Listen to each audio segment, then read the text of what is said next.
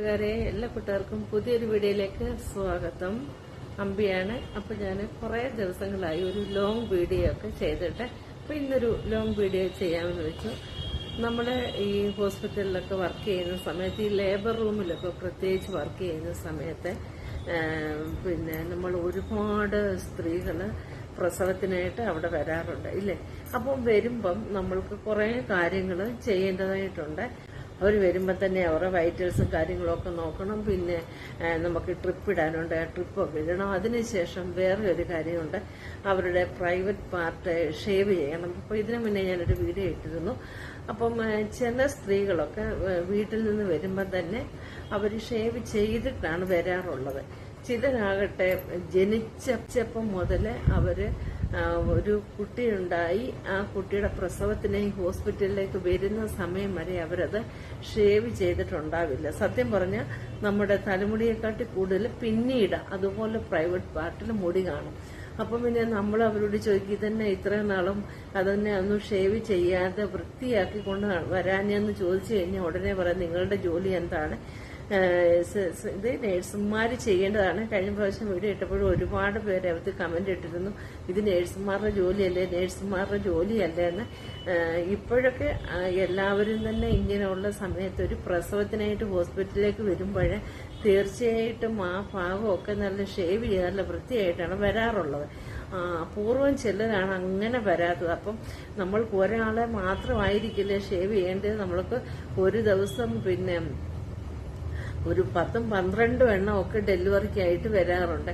ചിലപ്പോൾ ഡെലിവറി ആയിരിക്കാം, ചിലപ്പോൾ സിസേറിയൻ ആയിരിക്കാം. അപ്പൊ ഇതെല്ലാം നമ്മൾക്ക് ചെയ്യേണ്ടതായിട്ടുണ്ട്. അപ്പം പേഷ്യന്റ് നമ്മളോട് ഇങ്ങനെ കയർത്ത് സംസാരിക്കും.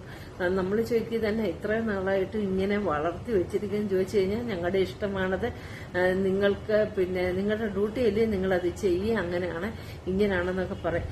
ഈ നമ്മളിപ്പോ ഇങ്ങനെ ഒരു ജോലി ചെയ്യുമ്പോഴേ നമുക്ക് നമ്മുടേതായ ഒരു പ്രൈവസി, ഒരു കാര്യങ്ങളൊക്കെ ഉണ്ടല്ലോ. ഇങ്ങനെ ഇപ്പൊ നമ്മൾ ആ പ്രൈവറ്റ് പാർട്ട് നമ്മൾ ഷേവ് ചെയ്യും, നമുക്ക് ഇതിന് കുഴപ്പമില്ല, കാരണം നമ്മൾ നേഴ്സുമാരെ നമുക്ക് ചെയ്യണം. പക്ഷേ ജനിച്ചപ്പം മുതലുള്ളത് ചെയ്യണമെന്ന് പറഞ്ഞാൽ അത് നേരം നമ്മളെന്ത് കത്രിക എടുത്തിട്ട് അത് മുറിച്ച് മുകളിൽ നിന്ന് മുറിച്ചിട്ട് പിന്നെ വേണം അത് നന്നായിട്ടൊന്ന് ഷേവ് ചെയ്യാനായിട്ട്. ഇതിൻ്റെ ഇടയ്ക്ക് ഡോക്ടർമാരുടെ തെറിവിളി നമുക്ക് കേൾക്കണം. ചില പേഷ്യൻ്റൊക്കെ പെട്ടെന്ന് പെയിനായിട്ട് അങ്ങോട്ട് ഹോസ്പിറ്റലിൽ വന്ന് പെട്ടെന്ന് പെയിനായിട്ടായിരിക്കും അവർ ലേബർ റൂമിലേക്ക് അങ്ങോട്ട് ചെല്ലുന്നത്.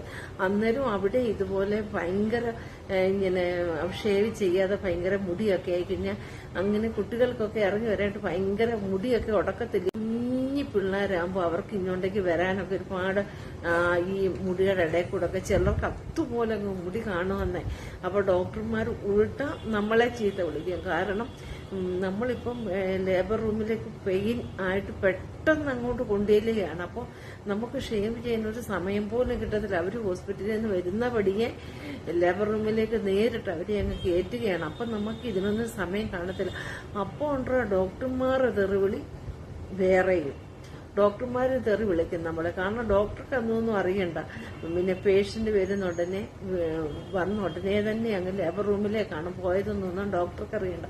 ഡോക്ടർക്കൊക്കെ നല്ല ക്ലീൻ ആക്കി അവിടെ നല്ല ക്ലീൻ ആക്കിയിട്ട് വേണം ഡോക്ടർക്ക് OT-യിലേക്ക് പേഷ്യന്റിനെ കയറ്റാനായിട്ട്. ചിലപ്പോൾ നമുക്കതിങ്ങനെ സാധിച്ചെന്ന് വരത്തില്ല. അപ്പം നമ്മൾക്കൊരു ഈ നേഴ്സ് എന്ന് പറയുന്നവർക്ക് രാവിലെ മുതൽ വൈകുന്നവരെ എപ്പോഴാണ് അവരുടെ ഡ്യൂട്ടി ടൈം.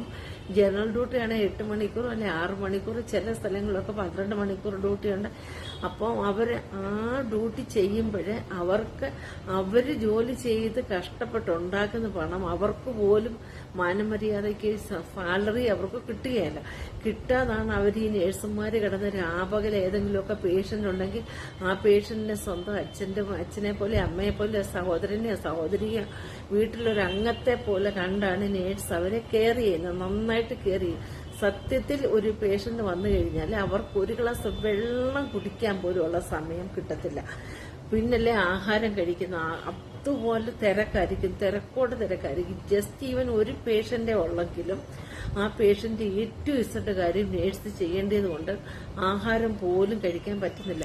നമ്മൾ ജോലി ചെയ്യുന്ന പൈസ വെച്ച് നമുക്ക് പോലും സാലറി മാനമര്യാദയായിട്ട് തരാതെ അവിടെയുള്ള മറ്റുള്ളവർ വൻപൻ കെട്ടിടങ്ങളും വലിയ വലിയ കാറുകളും അങ്ങനെയൊക്കെ വാങ്ങിച്ച് വളരെ ആർഭാട് ജീവിതം നയിക്കുമ്പോഴും ഈ നേഴ്സിന് കിട്ടുന്നത് വളരെ തുച്ഛമായ ഒരു ശമ്പളമായിരിക്കും. ഈ തുച്ഛമായ ശമ്പളം കൊണ്ടായിരിക്കും നേഴ്സിന്റെ കുടുംബം പോറ്റിക്കൊണ്ട് പോകുന്നത് വളരെ ബുദ്ധിമുട്ടിയിട്ടായിരിക്കും. അപ്പൊ നേഴ്സിനും വേണ്ട ഒരു നീതി, നേഴ്സുമാർക്കും വേണ്ട ഒരു നീതി ഇല്ലേ? അവർക്ക് ശമ്പളം കിട്ടേണ്ട ശമ്പളവും കിട്ടേണ്ട പരിഗണനയും ഒന്നും നേഴ്സിന് കിട്ടുന്നില്ല.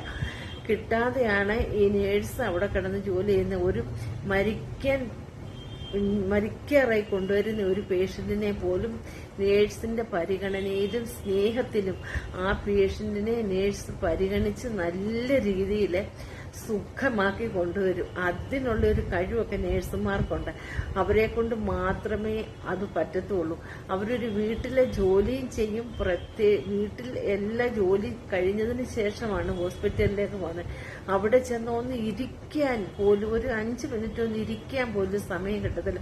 ഓടി നടന്ന് ജോലിയോടെ ജോലിയായിരിക്കും. പിന്നെ ഡോക്ടർമാർ റൗണ്ട്സ് വരുമ്പോൾ അവരുടെ പുറകിന് ഫയലുമായിട്ട് പോകണം.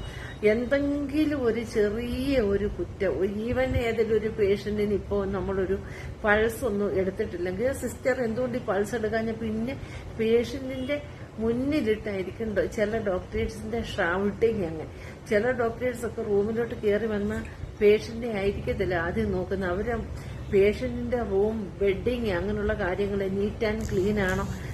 ഡോക്ടർമാര്, ഞാൻ പാനിപ്പത്തിലൊക്കെ ജോലി ചെയ്തെടുത്തിട്ട് ചാവട ഹോസ്പിറ്റലിൽ ഡോക്ടർ വരുന്നുണ്ട്. ഡോക്ടർ നോക്കുന്നത് പേഷ്യന്റിനെ അല്ല, ആദ്യം നോക്കുന്ന പേഷ്യന്റിന്റെ റൂം, ബെഡിങ് ഒക്കെയാണ്.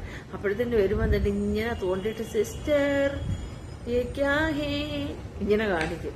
നമ്മൾ അതുകൊണ്ട് അത്ര വൃത്തിയാക്കിയായിരിക്കും ആ റൂം ഇടുന്നത്. എന്നാൽ എവിടെങ്കിലും ഒരു അല്ല ആ റൂമിലെങ്ങും കച്ചട പുച്ചട ഒരു സാധനങ്ങൾ വെക്കാൻ പറ്റത്തില്ല. വെച്ച് കഴിഞ്ഞാലോ ഡോക്ടർ തെറിവിളി പേഷ്യന്റിന്റെ മുന്നിൽ വെച്ചായിരിക്കും നമ്മള് നാണം കെട്ട് ചുരുണ്ടു പോവാം. അത്രയ്ക്കും നമ്മളെ അങ്ങ് ചീത്ത വിളിക്കുക എന്നുള്ളതാണ്.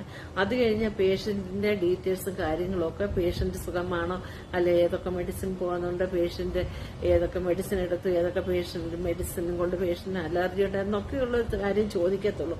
ആദ്യം നോക്കുന്ന നീറ്റ് ആൻഡ് ക്ലീനാണ്. അങ്ങനെ വേണം. ഇപ്പം പേഷ്യന്റ് ഹൈജീനിക് ആയിരിക്കണം, സ്റ്റാഫും നല്ല ഹൈജീനിക് ആയിരിക്കണം.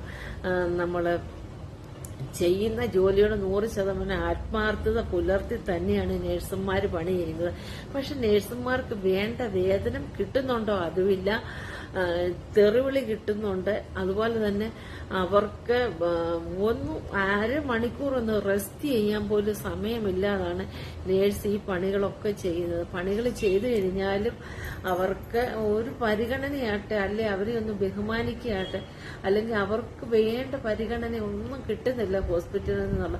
അത് ഞാൻ എന്റെ കാര്യം തന്നെയല്ല, ഞാനൊരു നേഴ്സാണ്. എന്റെ എല്ലാ നേഴ്സുമാർക്കും ഇത് തന്നെയാണ്. ഹോസ്പിറ്റലിൽ വർക്ക് ചെയ്യുന്ന എല്ലാ നേഴ്സുമാർക്കും ഒരു പരിഗണനയാട്ടെ, അല്ലെങ്കിൽ അവർക്ക് വേണ്ട കാര്യങ്ങൾ ഹോസ്പിറ്റൽ മാനേജ്മെന്റ് ചെയ്തു കൊടുക്കുന്നില്ല എന്നുള്ള. പേഷ്യന്റ് അറ്റൻഡേഴ്സിന്റെയും ചീത്തവിളി കേൾക്കണം, ഡോക്ടേഴ്സിന്റെ അവിടത്തെ എല്ലാവരുടെയും താഴെത്തട്ടി തുടങ്ങി മേളിത്തട്ടി വരെ ഉള്ളവരുടെ ഒരു ചീത്തവിളിയൊക്കെ കേട്ട് വേണം നേഴ്സിന്റെ കുടുംബം പുലർത്താനായിട്ട്, നേഴ്സിന്റെ വീട്ടിലെ കാര്യങ്ങൾ നടത്താനായിട്ട്. ചിലരൊക്കെ ആണെങ്കിൽ അവർക്ക് ഈ ഒരു ജോലി മാത്രമേ കാണത്തുള്ളൂ. ചിലരുടെയൊക്കെ പിന്നെ വീട്ടിലെ അച്ഛനും അമ്മയും ഇല്ലാത്തവർ കാണും, അല്ലെ ഭർത്താവ് മരിച്ചുപോയി, അവർക്ക് കുഞ്ഞുങ്ങളെ വളർത്തണം, കൊച്ചു കുഞ്ഞുങ്ങളെ വളർത്താനായിട്ട് അവർക്ക് ഈ ഒരു പരിപാടി മാത്രമേ ഉള്ളൂ. എന്നിട്ടും രാവിലെ വീട്ടിൽ നിന്ന് പോയിട്ട് വൈകിട്ട് വീട്ടിൽ വന്ന് ചിലപ്പം 8 മണിക്കൂർ ഡ്യൂട്ടിയാണെങ്കിൽ ആ ഡ്യൂട്ടിയും കഴിഞ്ഞ് നേഴ്സ് വന്നിട്ട് വീണ്ടും നേഴ്സ് ഏതെങ്കിലും വീട്ടിൽ കൂടെ ജോലി ചെയ്തതിന് ശേഷമാണ് അവർക്ക് അവരുടെ മക്കളെ നോക്കി അവരുടെ വീടൊന്ന് മുന്നോട്ട് കൊണ്ടുപോകാനായിട്ട് പറ്റത്തുള്ളൂ. അപ്പൊ നേഴ്സുമാർക്ക് കിട്ടേണ്ട ഒരു പരിഗണനയും ഹോസ്പിറ്റലിൽ നിന്ന് കിട്ടുന്നില്ല എന്നുള്ളതാണ്. നമ്മുടെ ബേസിക് സാലറി ഒക്കെ ആണെന്ന് ഒരു ഭയങ്കരമായിട്ട് കൂടുതൽ, അതനുസരിച്ച് നമുക്ക് സാലറി ഒക്കെ തരേണ്ടതാണ്. പക്ഷെ ഹോസ്പിറ്റൽ അധികൃതർ, ഹോസ്പിറ്റൽ മാനേജ്മെന്റ് നമുക്ക് കിട്ടേണ്ട സാലറി അവർ നമുക്ക് തരുന്നില്ല എന്നുള്ളതാണ്. നമ്മുടെ ബേസിക് സാലറി എടുത്ത് നോക്കിക്കഴിഞ്ഞാൽ നമുക്ക് നല്ല സാലറി കിട്ടേണ്ടതാണ്. പക്ഷെ അവരത് വെച്ചിട്ട് നമുക്ക് കിട്ടാനുള്ള, ഇപ്പൊ ഉദാഹരണത്തിന് ഒരു 30,000 രൂപ ശമ്പളം ഉണ്ടെങ്കിൽ ഹോസ്പിറ്റൽ സർക്കാർ നിയമപ്രകാരം ഒരു ഉദാഹരണം പറയാണ്, ഒരു 30,000 രൂപ ശമ്പളം ഉണ്ടെങ്കിൽ ഹോസ്പിറ്റൽ അധികൃതർ മാനേജ്മെന്റ് പ്രത്യേകിച്ച് പ്രൈവറ്റ് ഒക്കെ ആണെങ്കിൽ നമുക്ക് അവർ തരുന്നത് 10,000 12,000 രൂപയൊക്കെയാണ് തരുന്നത്. നിങ്ങൾ നേഴ്സുമാരോട് നീതി പുലർത്തുക, അവർക്ക് കിട്ടേണ്ട വേതന അവർക്ക് കൊടുക്കുക.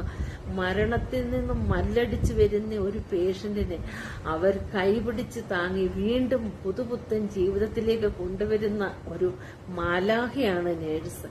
അവരെ നിങ്ങൾ വേണ്ട പരിഗണന നൽകി ലോകം അവരെയും അംഗീകരിക്കുക, ലോകം അവരെയും ചേർത്തൊന്ന് പിടിച്ചു നോക്കിക്കേ. അപ്പം ഞാൻ ഇത്രയും പറഞ്ഞുകൊണ്ട് എൻ്റെ വീഡിയോ അവസാനിപ്പിക്കുകയാണ്. അടുത്തൊരു വീഡിയോ കാണുന്നവരെ എല്ലാ കൂട്ടുകാർക്കും ബൈ.